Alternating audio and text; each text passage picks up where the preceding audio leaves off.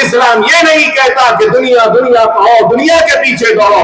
دین و دنیا دونوں کو ساتھ لے کے چلنے والے مکمل مذہب کا نام مذہب اسلام ہے، اور وہ اسلام کے ماننے والوں کا کلمہ ہے تو لا الہ الا اللہ محمد رسول اللہ. مسلسل 8 ماہ پابندی سے نماز ادا کرنے والے 50 بچوں میں تحائف اور کمپیوٹرز کی تقسیم کی گئے. اس پروگرام سے جناب اکبر الدین اویسی نے خطاب کیا اور کئی احادیث اور کئی بہترین باتیں بھی عوام کو بتائی. جناب اکبر الدین اویسی قائد مجلس مقننہ پارٹی و بانی صدر نشین سالار ملت ایجوکیشنل ٹرسٹ نے کہا کہ مسلمان اپنے مقام حقیقی کو فراموش کر چکے ہیں، اس لیے وہ دنیا میں رسوا ہو رہے ہیں، ہر میدان میں پچھڑے ہوئے ہیں. ہماری ناکامی اور پسماندگی کے لیے ہمیں دوسروں کو ذمہ دار ٹھہرانے سے پہلے خود کا محاسبہ کرنے کی ضرورت ہے. اس بات کا پتہ لگانا ضروری ہے کہ آخر یہ ہماری حالت کیوں ہو رہی ہے. وجوہات پتہ کرنے کے بعد ہمیں اپنی کمزوریوں کو دور کرتے ہوئے اپنی اصلاح کی ضرورت ہے. قائد مجلس آج یہاں کنگز ایونیو کالونی آیت گارڈن میں منعقدہ خصوصی تقریب سے خطاب کر رہے تھے. اس تقریب میں مسلسل 8 ماہ فرض نماز ادا کرنے والے معصوم بچوں اور بڑے بچوں میں بطور تحائف کمپیوٹرز اور سرٹیفکیٹس کی تقسیم کی گئی. 50 بچوں میں کمپیوٹرز اور سرٹیفکیٹس تقسیم کیے گئے. اس موقع پر رکن اسمبلی بہادر پورہ محمد مبین، مولانا حافظ احسن حمومی، خطیب شاہی مسجد جناب حبیب سوداگر، جناب عاطف سوداگر، جناب عرفان خان و دیگر نے شرکت کی. جناب اکبر الدین اویسی نے کہا کہ اللہ کی راہ میں کام کرنے والوں کی کمی نہیں ہے. ہمیں اس بات کا شکر ادا کرنا چاہیے کہ اللہ نے ہمیں کام کرنے کے لیے منتخب کیا. انہوں نے کم سن بچوں میں نماز کی ترغیب کے لیے تحائف کا انتظام کرنے والوں کے حق میں دعا کی. قائد مجلس نے احادیث کے حوالوں سے نماز کے فضائل اور اس کی اہمیت بیان کی. انہوں نے کہا کہ بے نمازی دشمنان خدا کے ساتھ اٹھائے جائیں گے. بے نمازی کو جہنم کی خوفناک وادی میں ڈال دیا جائے گا، وہ وادی جس سے جہنم بھی خود پناہ مانگتی ہے. اللہ بے نمازی کی عمر سے برکت ختم کرتا ہے، اس کے چہرے سے نیک لوگوں کی علامت مٹا دی جاتی ہے. علماء بیان کرتے ہیں کہ بے نمازی ذلیل ہو کر مرے گا، وہ بھوکا اور پیاسا ہوگا. اس کی پیاس ایسی ہوگی اگر سمندر بھی پی جائے تو اس کی پیاس نہیں بجھے گی.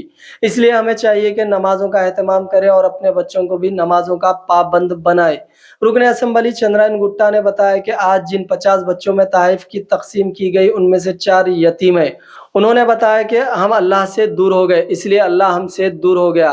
ضرورت اس بات کی ہے کہ ہم روٹھے ہوئے خدا کو منائے، یتیموں کے سر پر شفقت سے ہاتھ رکھے، غربا مساکین کی امداد کرے، نماز خشوع و خضوع سے ادا کرے، قرآن کو ترجمے سے پڑھے، ظالم کے خلاف آواز بلند کرے، بیواؤں کی مدد کرے، بے سہارا افراد کو سہارا دے، تبھی اللہ ہمیں کامیابی سے نوازے گا. یہ دنیا ختم ہونے والی ہے. علماء بیان کرتے ہیں کہ جس وقت بچہ تولد ہوتا ہے تو اس کے کان میں اذان دی جاتی ہے. اذان دراصل اس کے جنازے کی نماز کی اذان ہوتی ہے. تو اذان اور نماز کے درمیان جو وقفہ ہے وہ وقفہ ہی دنیا ہے. اصل زندگی کی تو آخرت ہے. ہمیں دنیا کے لیے سرمایہ کاری کرنے کے بجائے آخرت کی فکر کرنی چاہیے اور آخرت کی تیاری ضروری ہے. قائد مجلس نے بتایا کہ اللہ کا شکر ہے کہ اللہ نے ہمیں امت محمدی بنا کر بھیجا. کئی انبیاء حضور اکرم صلی اللہ علیہ وسلم کی امت میں پیدا ہونے کی خواہش رکھتے تھے، لیکن یہ اعزاز ہمیں ملا. اب بجائے تخلیق کائنات کے امتی ہے. ہمیں اپنے مرتبہ اور مقام کو سمجھنے کی ضرورت ہے.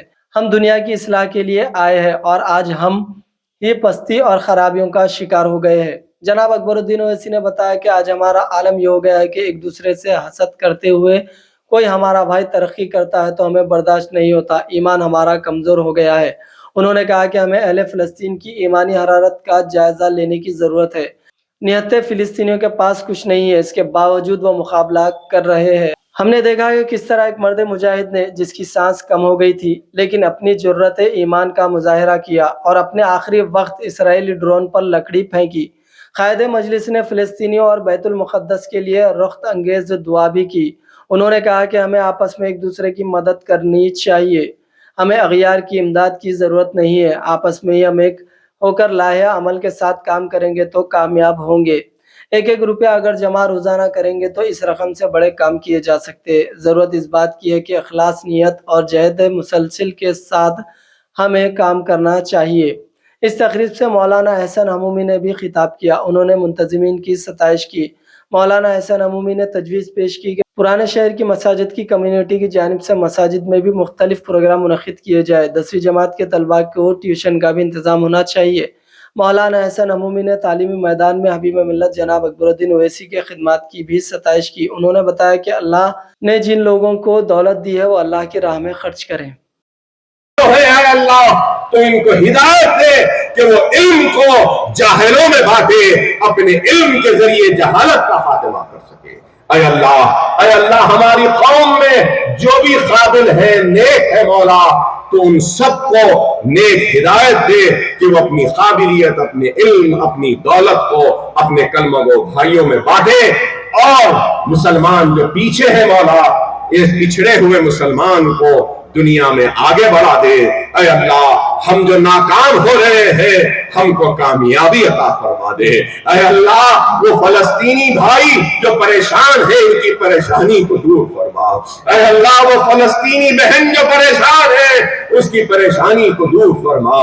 اے اللہ کیمپوں میں ہے، اب جاڑا آنے والا ہے، سردیاں آنے والی ہے مولا، ان کے پاس آنکھ کو ڈھانکنے کا بھی کپڑا نہیں ہے مولا۔ اے اللہ تو ان کی حفاظت فرما۔